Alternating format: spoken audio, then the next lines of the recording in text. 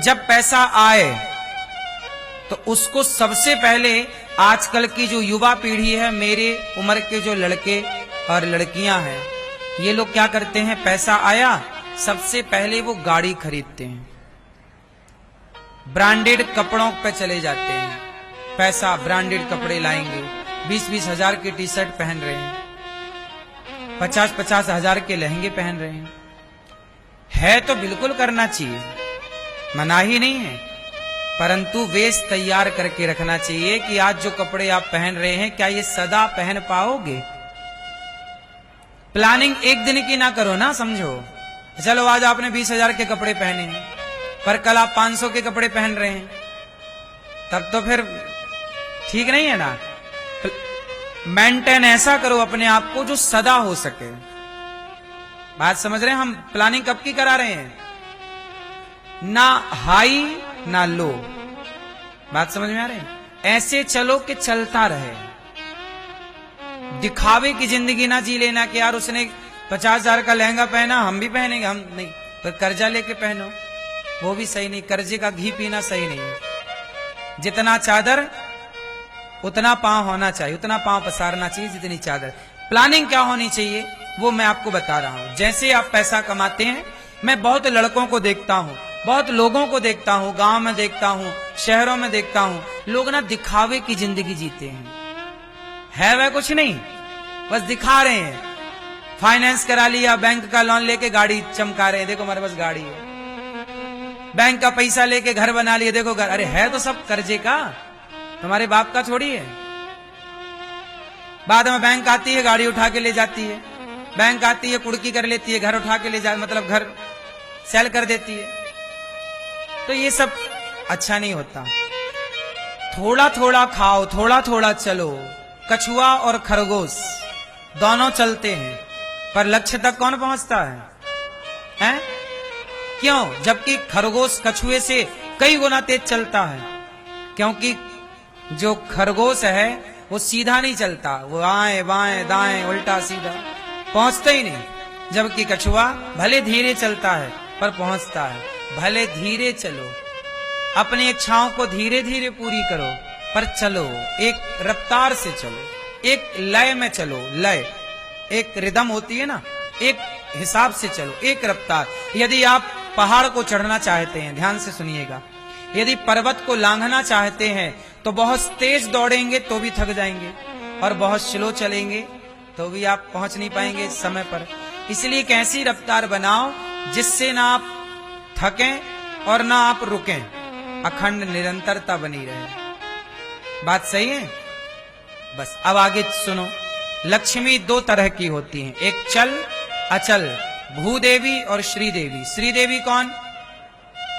जो आपका सोना चांदी, ये धन वैभव, ये सब श्रीदेवी। यश, महिलाएं सोना पहनती हैं, है ना। किसी महिला के शरीर में सोना है, मतलब देख करके लोग समझते हैं कि भाई ये बड़े घर की है। सोने अब तो देखो सोना पहनो तो लोग छीन लेते हैं, चोरी कर लेते हैं। लेकिन पहले के जमाने में सोना हमारे यहाँ माताओं के पास बहुत हुआ करता था। हमारे भारत की स्त्रियां सोने से लदी रहती थी, हाँ या ना। इतना बड़ा बड़ा सोने का यहाँ लटकाई रहती थी, झुमके कान के कान फट जाते थे, हाँ या ना। करधन सोने की होती थी कमर में। तो ये श्री देवी है, और दूसरी है भूदेवी। भू मतलब भूमि। तो आपके पास कौन सा धन ज्यादा होना चाहिए, श्रीधन, श्रीदेवी या भूदेवी? किससे कल्याण है? दोनों हो, परंतु समझदार लोग जो होते हैं वो गाड़ी घोड़ा इत्यादि दिखावे में नहीं जीते। वो सबसे समझदार लोग होते हैं जो पैसा आए सबसे पहले अपने लिए घर, अपने लिए एक प्लॉट, अपने लिए खेत, भूमि पर पैसा लगाओ, क्योंकि ये अचल संपत्ति है। सोना चांदी तो गुम सकता है, चोर चुरा सकता है, खेत कौन चुरा लेगा? इसलिए आज के एक लड़का मेरे पास आया, बोले गुरुजी हम पैसा कमाते हैं और ब्रांडेड कपड़े पहनते हैं। मैंने कहा ब्रांडेड कपड़े पहन के क्या होगा, तू रहेगा तो वही। हमारी पहचान हमारे कपड़ों से नहीं है, समझो। कपड़ा तन ढकने का है, अच्छा होना चाहिए। कपड़ा ऐसे पहनने चाहिए जिससे शरीर को सुख मिले। अब जैसे गर्मी आ गई तो गर्मी में कपड़े कैसे पहनने चाहिए? कॉटन, पतले कपड़े, सिंपल, अच्छे, सुखद कपड़े, सुख देने वाले कपड़े। तो कपड़ा शरीर को सुख दे, वो कपड़ा है, ढका भी रहे और ठंडाता भी रहे। ये ना कॉटन का काम है, बस यही उपयोगिता है कपड़े की। अब कपड़े पे कपड़ा और दे लाख लाख के कपड़े। पैसे बचाओ। बचा करके एक लड़का मेरे से बोला हम ब्रांडेड कपड़े पहनते। हमने कहा भाई कपड़े में ना लगा, तू अपने माता पिता के लिए तू पैसा इतना कमा कि तू एक घर ले, और जब घर लेगा अपने लिए और माँ बाप को बताएगा कि देखो हमने कमाई से घर लिया, तब माँ बाप समझेंगे कि मेरा बेटा सफल हो गया। ये आपकी सफलता की सीढ़ियां हैं। यदि आप जितने लोग यहां बैठे हैं, आप सब ये कामना करोगे कि मेरा बेटा इतना सफल हो कि वो सफल हो के पैसे बचा बचा के अपने लिए घर खरीदे और अपने माँ बाप को घर गिफ्ट करे कि पिताजी हमने आपके लिए घर खरीदा है। भले वो घर 20 लाख का हो, 50 लाख का हो, 1 करोड़ का, जो आपकी सामर्थ्य, पर घर सही है। माँ बाप खुश हो जाएंगे ना, अरे मेरे बेटे ने मुझे घर गिफ्ट किया। बोलो हाँ। इससे क्या हो रहा है? इससे ये पता लग गया कि तुम्हारा बेटा कामयाब है, सफल है। वो इस सफलता में केवल घर की सफलता नजर नहीं आ रही है, बच्चा कितना दिमागदार है, उसकी बुद्धि कितने आगे तक की। क्योंकि हर संपत्ति घटती है। जैसे गाड़ी 1 करोड़ की है तो 50 लाख की होगी 1 साल बाद, लेकिन घर आज यदि 20 लाख का है तो कल 25 का होगा, 30 का, वो बढ़ता रहेगा। बोलो हाँ। इसलिए प्लानिंग ऐसी करनी चाहिए, जब पैसा आए उसे अच्छी जगह खर्च करो। पैसा आए तो आपके पास जरूरत से ज्यादा है, गौशाला बनवाओ। आपके पास पैसा है तो बेटियों का विवाह करवाओ, गरीब बेटियों का। आपके पास पैसा है तो प्याऊ लगवाओ। प्याऊ समझते हैं, पानी की सुविधा। आपके पास पैसा है तो अपने हाथ से आप दीन दुखियों को भोजन की व्यवस्था कराओ। ये पैसे का सार्थक उपयोग है। अब कोई लोगों के पास क्या होता, पैसा आता है तो शराब पीने लग जाते हैं। बड़ी महंगी शराब, 1-1 लाख रुपया की बोतल, 2-2 लाख रुपए की बोतल आती है, मैंने सुना है बाजार में आती है। बोलो हाँ, लेते हो? नहीं। शराब महंगी से महंगी, ये पैसे का, ये लक्ष्मी का दुरुपयोग है। अच्छा, मंदिरों के बाहर भिखारी बैठे रहते हैं? बोलो हाँ। क्यों? ये कौन है ये भिखारी लोग? उत्तर दो। ये भिखारी लोग कौन है जो मंदिरों के बाहर बैठे मांग रहे, भैया दे दो, 2 रुपए दे दो, 10 रुपए दे दो? कौन है ये लोग? ना, बहुत सारी स्त्रियां, बहुत सारे पुरुष। आप कहते हैं इनका तो धंधा है, पर इसका एक और भी उत्तर है, सुनो। ये जितने भिखारी हैं, ये सब पिछले जन्म में सबके सब करोड़पति थे, खूब पैसे वाले थे, पर इन्होंने अपने पैसे का कभी सदुपयोग नहीं किया। पैसा मिला तो अपने बाप की बफौती समझ लिए और शराब पीने लग गए, क्लबों में जाने लग गए। पहले देखो, कुछ लोग पैसा पाते हैं तो पता, पहले के लोग गांव में नचनिया को बुलाते थे, नाचने वाली को।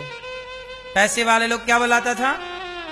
बोलो मेरी माँ, नचनिया, नाचने वाली। वो गांव में आया करती थी और गांव के बड़े आदमी लोग पैसे देकर उसको बुलाते थे, और बूढ़े लोग मुंह में पैसा फंसाए 10 रुपया का नोट तो कहें ले, ऐसा करते थे ये बुढ़ऊ लोग। हाँ कि ना? फिर पैसे कहां खर्च हुए? नाचने वाली में। पैसे कहां खर्च हुए? शराब में। पैसे कहां खर्च हुए? गलत कामों में। तो भगवान ने एक देखो आकलन तो भगवान भी करते हैं ना, आखिरी फाइनल सिग्नेचर तो भगवान का होता है ना। भगवान पूरी फाइल आपकी देखते हैं कि आपके पास पैसा था, समय था, जीवन था, क्या किया आपने, आपने कितना पुण्य किया, कितना पाप किया, समय का कितना सदुपयोग किया, कितना दुरुपयोग किया। जब ये पूरी लिस्ट भगवान के सामने जाती है तो भगवान देखते, अच्छा इसके पास पैसा आया तो उसने केवल गलत काम किया। तब भगवान बोलेंगे कि तुमने लक्ष्मी पाकर तुमने मिसयूज किया, अब जाओ, तुम्हारा दंड यही है कि तुम लक्ष्मी के लिए तरसोगे, तड़पोगे एक एक रुपए के लिए। आज वही लोग कटोरा लेके मंदिरों के बाहर बैठे हैं कि भैया 4 रुपए दे दो, 10 रुपए दे दो। इसलिए लक्ष्मी तुम्हारी मां है। बोलो लक्ष्मी हमारी कौन? माता। और जब लक्ष्मी हमारी माता है तो माता का हम दुरुपयोग करें तो खुश होगी क्या? सदुपयोग करेंगे तो खुश हो जाएगी। लक्ष्मी तब खुश होती है जब लक्ष्मी अच्छे काम में खर्च होती है, किसी भूखे को रोटी देने में, कन्या के विवाह में, किसी जरूरतमंद की जरूरतें पूरी करने में। और जब लक्ष्मी का मिसयूज करते हैं सदा सदा के लिए माता भगवती लक्ष्मी नाराज हो जाती हैं। इसलिए पैसा मिले तो उसका दान पुण्य करो, अपने लिए घर मकान बनाओ, 2 पैसे बचाओ, पता नहीं कल समय कैसा आए। व्यर्थ में पैसा उड़ाओ ना। आजकल ना जवान लड़का लड़की ये पैसे की वैल्यू नहीं करते। बाप बेचारा मेहनत से पैसा कमा के रखा, बेटा उड़ा रहा है, 20-20 रुपए की सिगरेट पी रहा है। अब बताओ धुआं धुआं कर दे रहा है कि नहीं पैसे को? अच्छा बताओ पैसा मेहनत से आता है कि फ्री में आता है? बोलो, काम करना पड़ता है ना, तपना पड़ता है। लेकिन बच्चे उसे यूं ही उड़ा देते हैं। क्यों? गलती आपकी भी है, आपने बच्चों को सिखाया ही नहीं, ऐसी परवरिश दी ही नहीं कि वो पैसे को जान सकें।